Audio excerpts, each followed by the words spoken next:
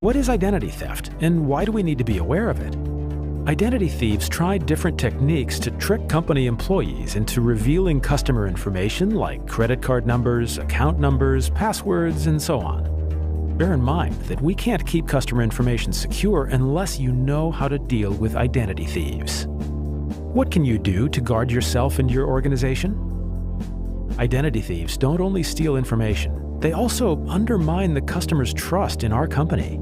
Therefore, it's imperative that we are always alert and pay attention to possible threats. Always be vigilant for suspicious activities when creating new accounts. Someone requests a customer's personal information. You are asked to grant permission to a customer's account. There are some red flags you should look out for which will help prevent identity theft and protect our company's reputation. But first, why do identity thieves want people's information? There are many reasons, but mostly evasion of criminal justice, financial gain, falsification of employment, fraudulent purposes, receiving Social Security and medical benefits illegally. In our company, we want our employees to be generous and considerate of our customers, but we do not want those qualities to be exploited by identity thieves. That's why red flags are so important. So, what exactly are red flags? A red flag can be any practice, pattern, or activity that raises the suspicion for identity theft. If a red flag is spotted, the employee must follow company policies and inform the necessary authority of the problem. Otherwise, the organization and our customers become vulnerable to the risk of identity theft. Rules of red flags have to do with detecting, preventing, and mitigating cases of identity theft. Our organization is required to work according to those rules and to set up a system to control, monitor, and detect threats of identity theft. Let's look at some sample scenarios where an identity thief is trying to gain information from unsuspecting employees.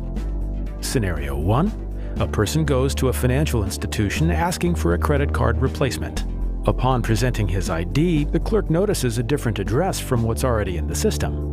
Should the clerk accept the person's explanation of a changed address and issue a new credit card to the existing customer account? Scenario number 2. A clerk is contacted by a police officer asking for information on a certain customer. The clerk is aware that company regulations forbid providing customer information to third parties, but there is a criminal investigation she could help be resolved. What should she do? Scenario number 3. When an employee is setting up a new bank account for an existing customer, the system returns a message for SSN verification. Due to lots of recent system errors requesting SSN verification, do you attribute this one to another system mishap, or do you begin to see a pattern? There are 6 categories of red flags that identity thieves use most often. Keep vigilant for them, but also make sure you don't disregard any other suspicious behaviors. Red flag number 1. Consumer alert red flags are warnings, precise alerts, and notifications that are raised by a consumer reporting agency. They could notify of fraudulent acts, provide information that does not conform to the one supplied by the applicant, and note inconsistencies when dealing with credit cards. Red flag number 2. Suspicious documents red flags can be seen when a person provides documents or photographs that appear to be altered, forged, or reassembled as evidence of identification. Red flag number 3. Suspicious ID info red flags are raised when a credit bureau tags suspicious personal identifying information. This could be a false or non-existent address, a social security number that has not been issued or was issued to a dead person, or incomplete or false information provided in an application. Red flag number 4. Unusual or suspicious use red flags are noticed upon suspicion or detection of unusual activity in a covered account. It involves a request for a change of address and a replacement card, cash advances for the purchase of items of value, or sudden changes in the way the account is being operated. Red flag number 5. Fraud notice red flags come up when the customer, law enforcement agencies, or some other individual notify a financial institution about the opening of a fraudulent account to perform theft of identity. Red flag number 6.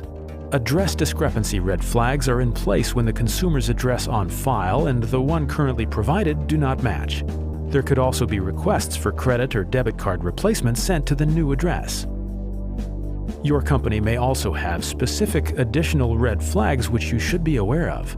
Make sure you read your employee handbook and always keep vigilant for suspicious behaviors. Now you know that we count on you in our fight with identity theft. Report made by the CNN Philippines in the year 2019, the Philippines took the spot as the heaviest internet users worldwide. Approximately, there are 76 million Filipino internet users, thus that most social media with an average of 4 hours unscheduled minutes of internet usage per day. With the increasing number of Filipino internet users now and for the years to come, number of cybercrimes also increased. The top 5 cyber complaints in the Philippines include online scam, online libel, online threat, identity theft, and photo or video voyeurism. So is there a law that protects us from these online threats? Yes. There are a 10175 or the Cybercrime Prevention of 2012 which was approved on September 12, 2012.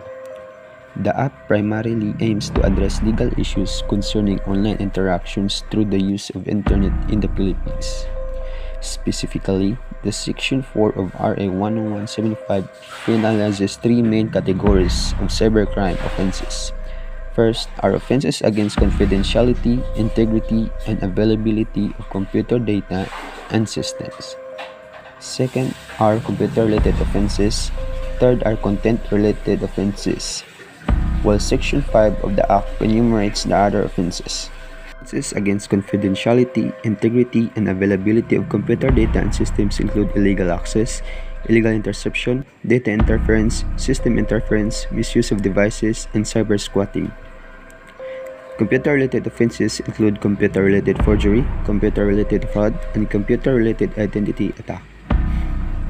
For content-related offenses, these are cybersex, child pornography, unsolicited commercial communications, and libel.